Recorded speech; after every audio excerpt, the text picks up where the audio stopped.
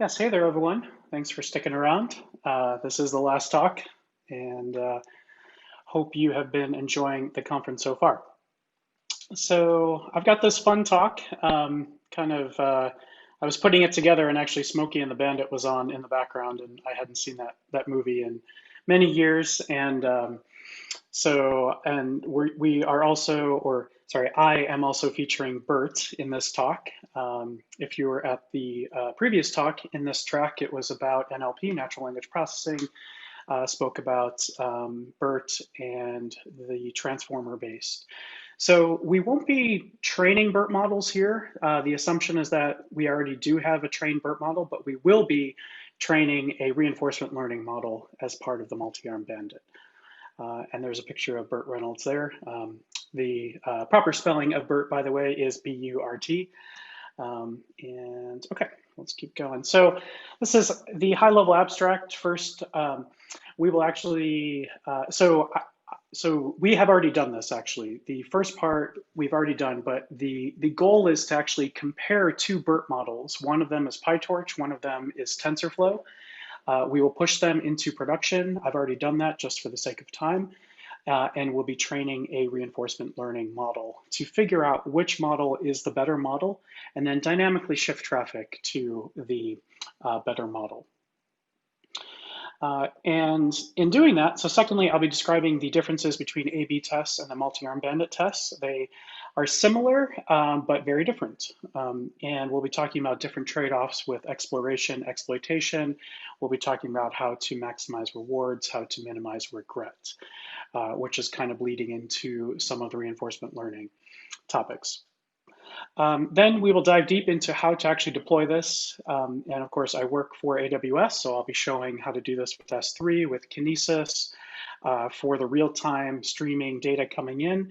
We'll be using something called the Amazon Customer Reviews dataset. This is a specific dataset. It's a public dataset that is a curation of the Amazon customer reviews from 1995 until 2015. So these are product reviews that have been left by customers.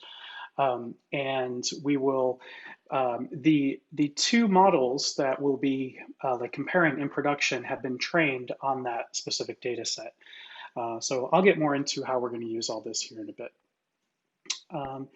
And yeah, so one thing to point out, there is a book coming out. This is actually in the early release form right now. It's also out on Amazon for pre-order if you want. Quick plug there. And I'm based in San Francisco. I have this San Francisco-based meetup called the Advanced Kubeflow Meetup. We have sort of rebranded over the years. We started off, we were the Spark Meetup, the Advanced Spark Meetup, and then we became the Advanced TensorFlow Meetup. And then eventually we decided to rebrand to Kubeflow because this does include a lot of TensorFlow and PyTorch and sort of the whole ecosystem. Formerly Netflix, I was part of the original streaming team back in 2011, 2012. I joined Databricks around 2014 and have quite a bit of Spark and machine learning experience, and now I'm with AWS. This is actually a sort of high-level outline of what the book is going to cover. We will be focused on section 09 here, which is deploy. So we'll be doing A/B tests. Looks like it's not even on here, but the multi-arm bandit stuff, which was recently added about 1 month ago. So you're getting super fresh material. All right, so let's actually compare and talk about these. I think this is pretty much training two BERT language models. We already did that. We'll be using Voelpel-Wabbit, which is a reinforcement learning framework that's built into SageMaker. And you specify the version of Voelpel-Wabbit that you want to use. And that's what we'll use to train reinforcement learning. SageMaker also supports Coach and Ray as reinforcement learning, but we find for this particular use case that the Voelpel-Wabbit stuff works really well, and it's super fun to say. At the end, we will show a live demo, and we'll show some of the traffic shifting happening and how that all works on the Amazon Web Service platform. All right, so traditional A/B tests. So here's the use case. We've got a little box for someone to type in a review. And so this could be in the wild, right? This could actually be on someone's website, a partner of like Amazon. This is all made up, by the way. So this is not what's really happening. I should be very clear. This is based on a blog post written by one of my peers. I took that, I had adapted it to the BERT use case, and then deployed it onto AWS. So what's happening here is we want to actually let the user select a star rating, but then also make a prediction and then compare those two. And what we'll do is we will use the source of truth as what the user is selecting. So we are kind of fabricating this use case a little bit. We are assuming that the like ground truth prediction is what the user selects. And then we are going to compare that ground truth to what our models predict. And in a traditional A/B test, it's static. We have to split the traffic, either 50%, 50%, or 5%, 95%. We have to use something like a customer ID and figure out which of the variants that user should go to. The problem with this is if a particular model is doing horrible, so there's sort of the incumbent model, we'll say model one, and then model two is the like challenger model. Now that challenger model, if that model is really, really bad, we will still be sending traffic. And if we're doing 50-50, we're still sending 50% traffic to that bad model. And it's performing horribly, and maybe revenue's dropping. There's really no way to stop these tests, the like traditional A/B test. They're static, they're fixed up front, could start to like impact the business.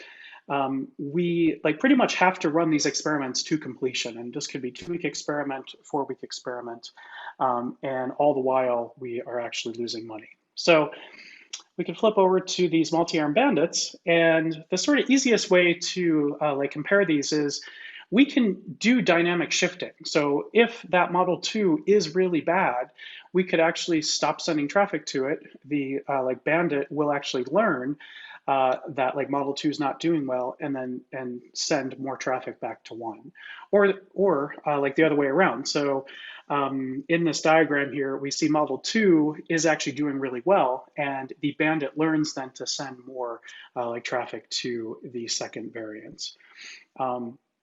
We could actually finish the experiment early. We could run longer.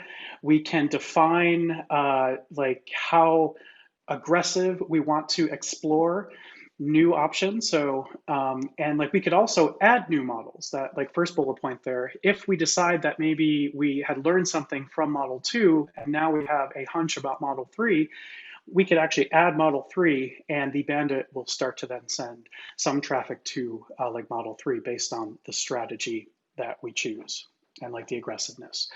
So the whole goal here is to minimize the regrets, and that's how much we like would be losing, and then to maximize the reward. So these are all reinforcement like learning based, which speaks very much in terms of maximizing the reward. So we've already trained these 2 models, but this kind of gives you so if this was model 1 and 2, actually not A and B, but 1 and 2, the first one we trained with TensorFlow. We used BERT on TensorFlow. We use a library called Transformers by a really cool company called Hugging Face.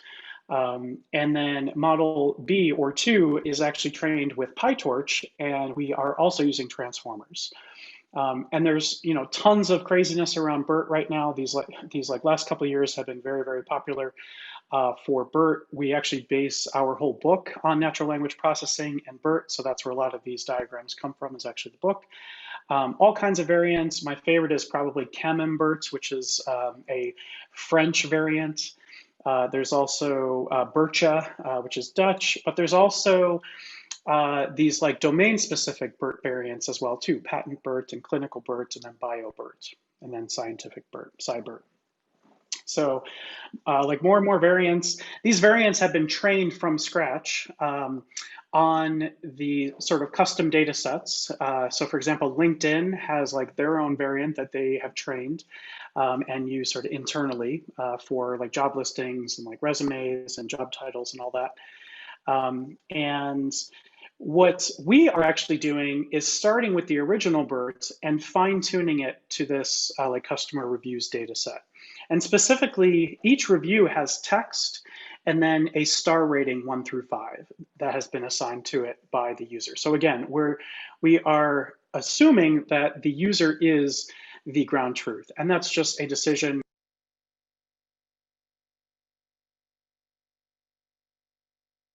That's what we're doing. So there's a lot of cool stuff going on with BERT. Like just know that we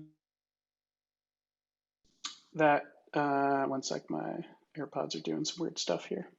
Okay. We are using a pre-trained BERT model, and nothing fancy there. I think we're actually using Distill BERT, which is a much lighter weight, smaller version of BERT, but still retains about 97% of the accuracy. Okay, so let's shift over to the reinforcement learning. So again, this is supported by SageMaker. All you do, and I'll show you the code here in a few minutes, is give it some like parameters, tell it the type of strategy that you want to use, give it the hyperparameters, and then Wabbit takes over. And so this is actually built into SageMaker, meaning there is this open source like Docker container that has been pre-tuned and then pre-installed, has like lots of like S3 optimizations, and there are lots of SageMaker optimizations going on. But this is open source Wabbit, similar to how we use straight up like open source TensorFlow and then open source PyTorch, which we had used earlier, like before this session, to train the two models. And so there's different strategies here. I think for our demo, we actually use the like online cover. Probably the most popular reinforcement learning strategies for multi-arm bandits would be the epsilon greedy or Thompson sampling. So we found for this particular exercise that the online cover works pretty well. All right, this is the sort of master, very complicated diagram here.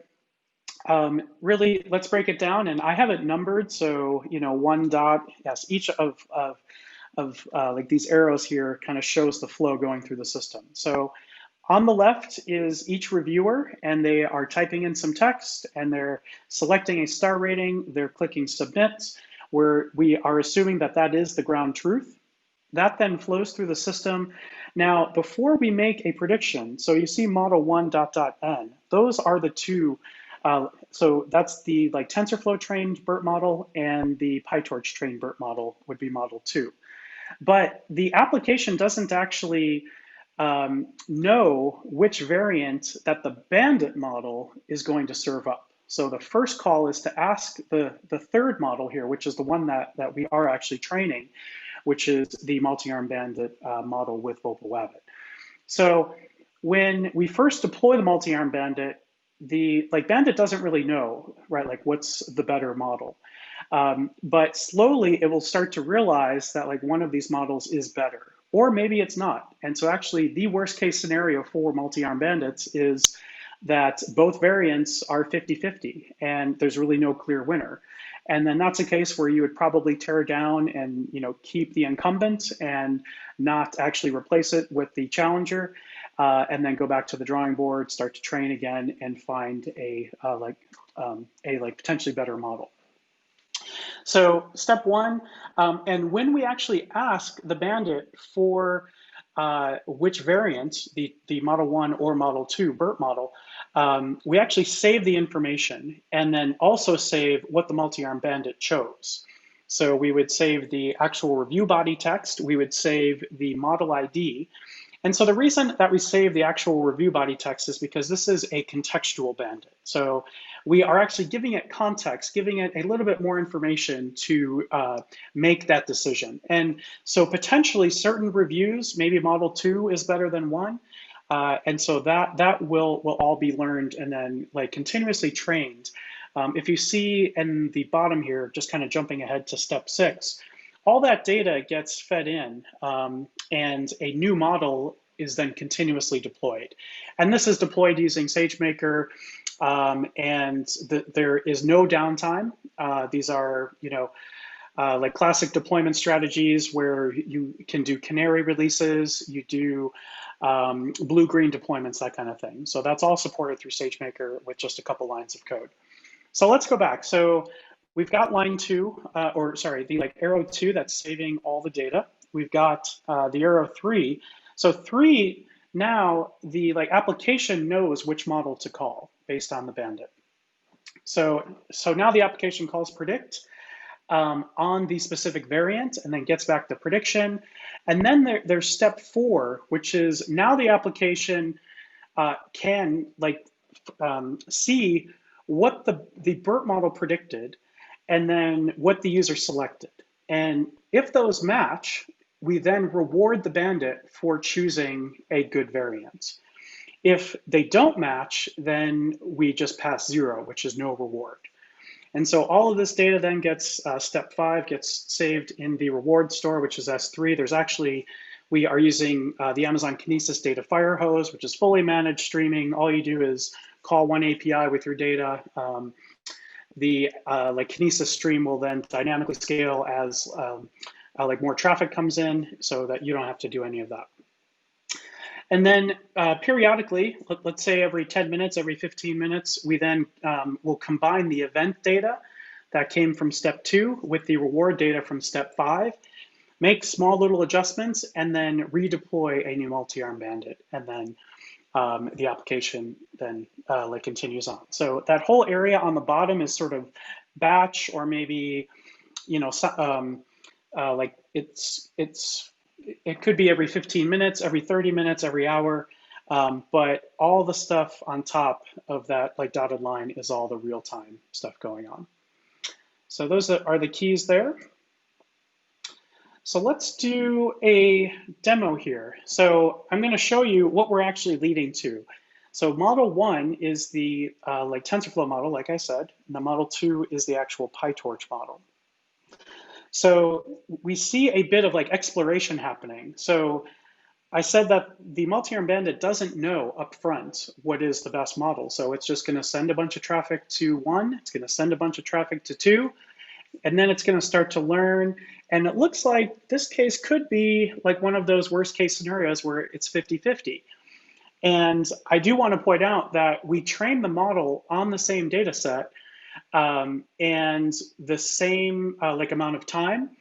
And it's actually pretty much the same model. So that was somewhat purposeful. And sometimes this could be called what would be like an AA test, right? Like for example, where we are actually comparing two models that we think should be the same. If they're not, then maybe there's a bug with our PyTorch implementation or bug in something with TensorFlow.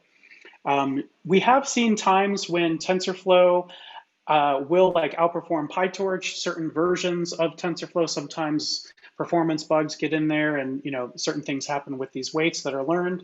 But I think here we're using TensorFlow 2.1 and PyTorch 1.5, I believe.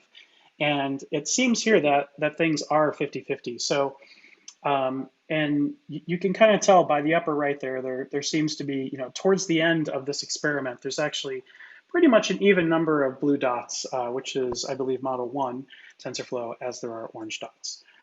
All right, so, and there's a funny picture of me from a country music show back in Chicago. Let me show you the actual notebook here. So this is part of our workshop. The GitHub repo is in the next slide, which will have all the resources. This is that same diagram. You can go, this is all open source code. And let's see, there's some really, really good blog posts that I have linked here.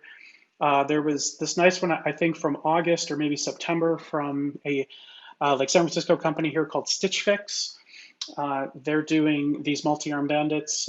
There's some intros to contextual bandits. There's a Vopal Wabbit bandit algorithm section as well. Here's some theory. And then here's some of the actual code and links to the like Amazon specific stuff. All right, this one we've already seen. So, this like diagram shows actually model 2 doing better. That's not the case for this particular sample. We actually do end up in sort of a 50-50 case here.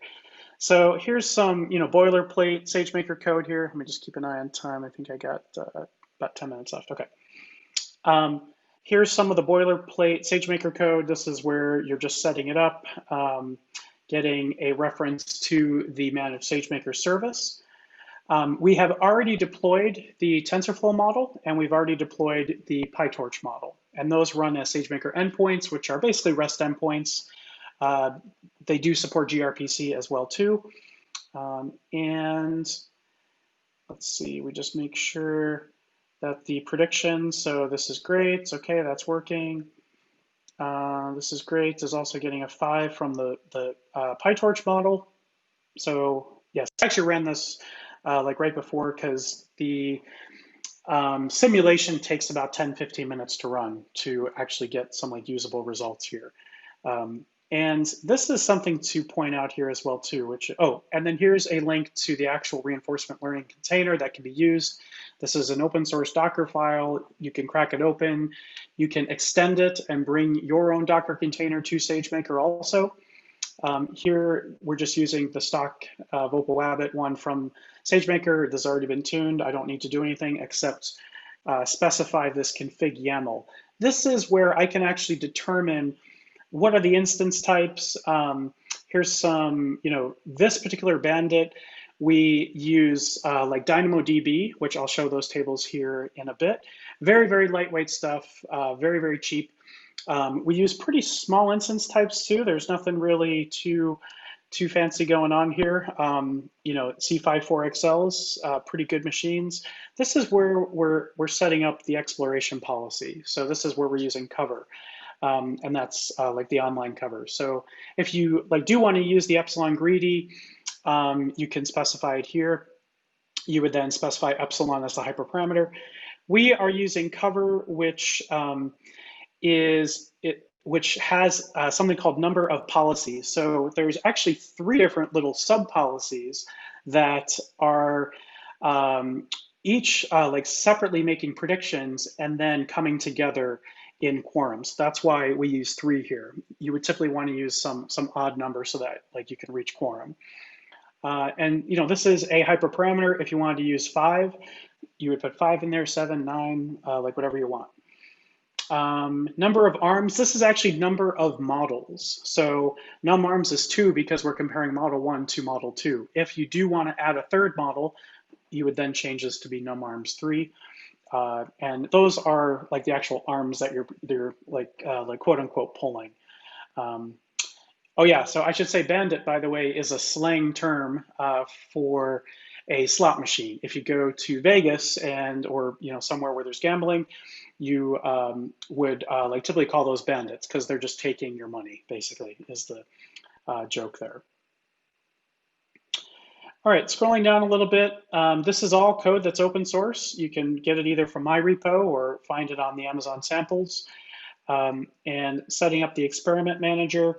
So this is where we shift into taking that Bandit and then running it on like Amazon at scale, so that like you can run these experiments at scale.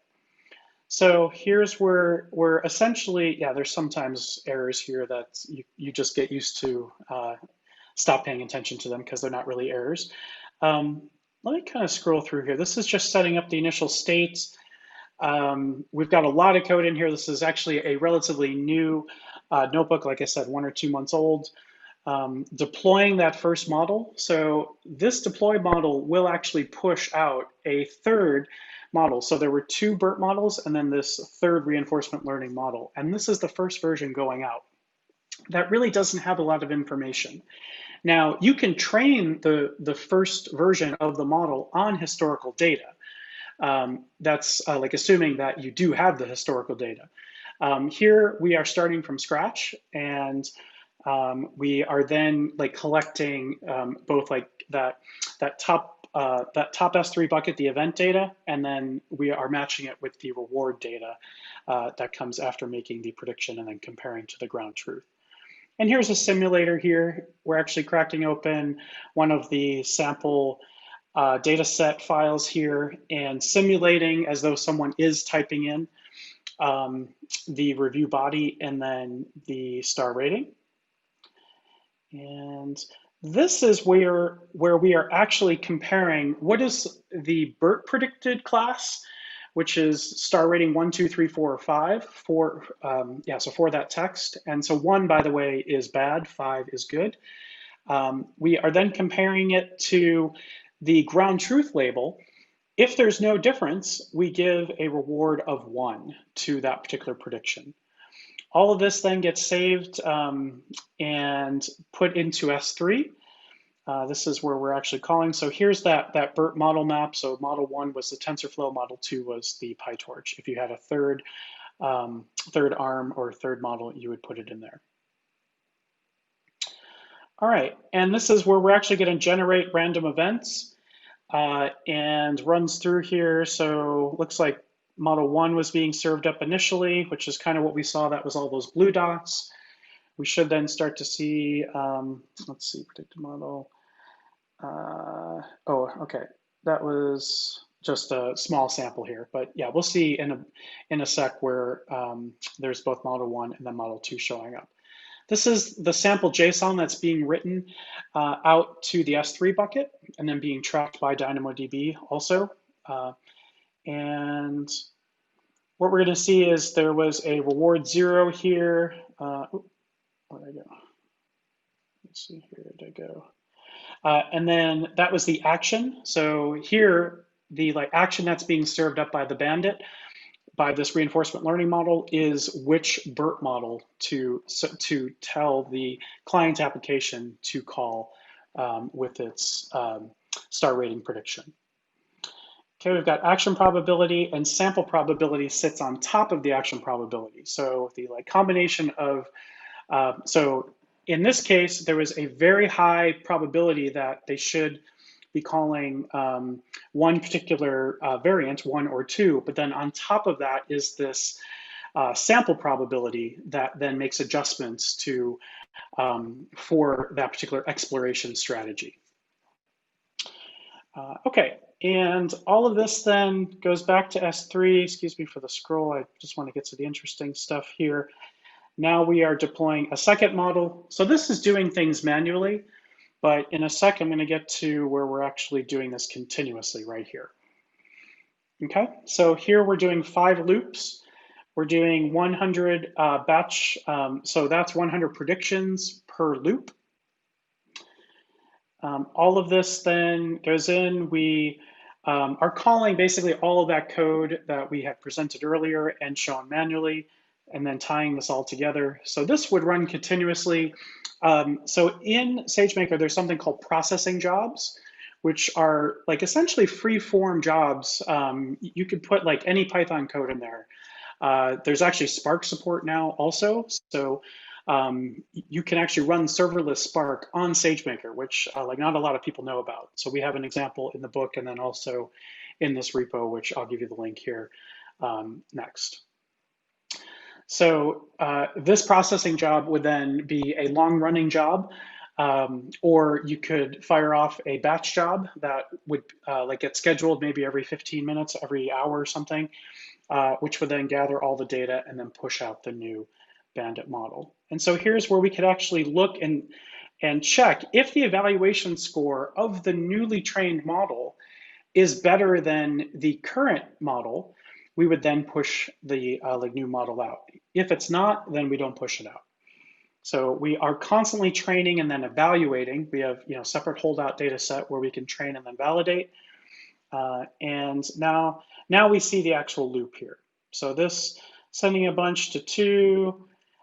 This is probably going to have a lot in it here. Let's see, that was a batch of 100. And that goes on and on. This is what actually takes a few minutes. It should start shifting over to 1 here soon. This is going to drive all of us crazy if I keep scrolling, but let me see if we can see. Now we start to see 1, 2s, 1s, and 2s. We see the actual class and the predicted class here. So some of these are correct, like that one's correct. This one's slightly off. And so, right, you can actually decide when to reward the Bandit. Sometimes I've actually changed this, like this algorithm to treat fours and fives similar. That's positive sentiment essentially. Um, or and three would be neutral, and then one and two would be negative. So if you wanted to actually change the reward, sometimes you'll see different results, better results. Because really, we don't necessarily have to match it up directly, but if it is close, that could be positive reward as well. So all this goes on. This is just taking a look at status. This was actually me like during development. I was trying to understand what all was going on here. So I've got lots of logging. And here we see, let's see, I just do the last 10 here. All of the join data. So I'm just kind of showing you what the actual the like reinforcement learning model is looking at, and how it's actually choosing which action to serve up. So we see the combination of the action probability, sample probability leads to the actual action that was served. And then we see the reward here. So what we'll see is the total invocations actually, so this looks like 2 like ended up actually getting more. Yes, overall. And this tends to go up and down based on how many, if you do 1,000 of these. So it looks like this was only 500. But I would say this is maybe slightly skewed towards the like PyTorch model itself. We'll dive in deeper a little bit here and look at some of these charts. So let me get. So here's an invocation chart. Now this shows something very interesting here. So this looks like, so BERT model 1, and the invocations actually halted. And I started looking into this right before the talk. I think either the TensorFlow model died or something happened here. So there's actually more going on than just the Bandit. But this kind of shows that at the beginning, BERT model 2 was getting all the like invocations, and slowly we were exploring 1, and we were starting to send more traffic. And I've only seen this once or twice where that TensorFlow model just stops taking traffic, and then the Bandit figures this out. And so there's something strange going on there. But logically, so let me keep going here. And then this is a chart of the action probability. And so we see that first it was BERT model 1, then it was BERT model 2, and then it starts to go in and out here. This one's actually more interesting. This is the actual sample probability on top of that, like action probability. So we see blue, then we see a bunch of orange for the BERT model 2, a little bit of blue, and then a whole bunch of orange. So actually looking at this again, I would say that BERT model 2 does look a little bit like things are heading more in that direction. But see here, sample probability for 2 is about 0.5, and here it's 0.49. So there's a couple different angles that you would want to look at here. Now this is a really interesting chart. This is called the rolling mean reward. Now, what I didn't like tell you is that these models were trained very, very short amount of time. And the TensorFlow model and the PyTorch model were showing about 42% accuracy, which is not that good. We trained it for about, I believe, 30 minutes. If you start to train longer and start to go 45 minutes, or no, sorry, these were actually trained in about 8 minutes. And each model got about 40% because like we didn't show it that much data. If you go to 30 minutes, suddenly like you start seeing 90% accuracy. BERT's like wonderful, but BERT needs data. And we are actually fine tuning BERT again. So we're starting with the like base pre-trained BERT that's been trained on millions and millions of documents. It's been trained on Wikipedia. It's been trained all over the place, right? Like Google corpus, book corpus. But here we are fine tuning it to our specific Amazon reviews customer data set. And what we see is it's kind of starting to head up. So at the beginning, so the top line like accuracy here, or the like top line reward would be about 40%, because that's the best we can do with 2 models that have only 40% accuracy. And we see that it's sort of even, maybe around 20, 25%. It starts to explore, things don't go well. then it shifts back, so this is overall, this is our reward regret sort of trade-off.